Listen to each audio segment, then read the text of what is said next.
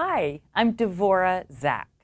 I'm a leadership development consultant and CEO of Only Connect Consulting. I consult to organizations all over the world. I have over 100 clients in the areas of leadership development, communication, change, and strengthening teams. I'm also the author of 3 books: Managing for People Who Hate Managing, Single Tasking, Get More Done One Thing at a Time, and Networking for People Who Hate Networking, a field guide for introverts, the overwhelmed, and the underconnected, and the topic of today's session. I specialize in keynotes, seminars, and offsites, and I always make them as customized and as interactive as possible. Therefore, I want to make today's program interactive as well, or as much as we can manage. So if you can please have something to write with and a pad of paper handy, I'm going to be giving you little assignments throughout so you can be actively engaged in the process. The more involved you are, the more you'll get out of this program. Why do so many people hate networking? I'm going to answer by asking you to follow me along on a little story. Let's say you really want to learn how to find a palm tree, and you live in Iowa, and you've never seen a palm tree, and you think it would be worthwhile to see one. Let's say I live in Florida, and I write a book about how to find palm trees. So you mail order my book, and you follow the instructions.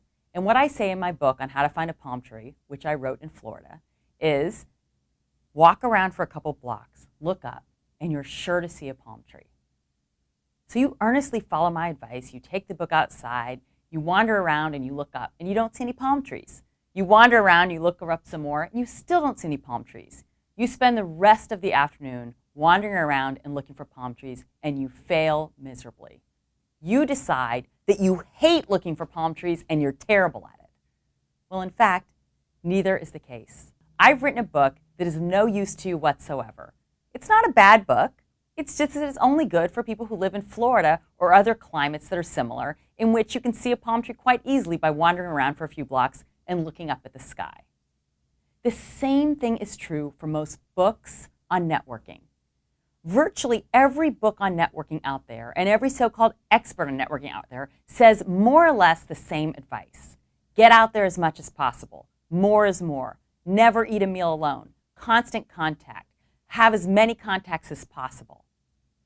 Well, it turns out for 75% of the general population, this advice doesn't work. It makes us, that's right, me included, want to crash and burn, run and hide, and never network again. Fortunately, I discovered a new method on how to network, and it's the exact opposite of every bit of networking advice you've ever heard before. We're going to find out how you have to be authentic to be a good networker, how you don't have to be phony, how you don't have to work with big groups of people and introduce yourself, and how you can be yourself to be a fantastic networker in a way that suits you.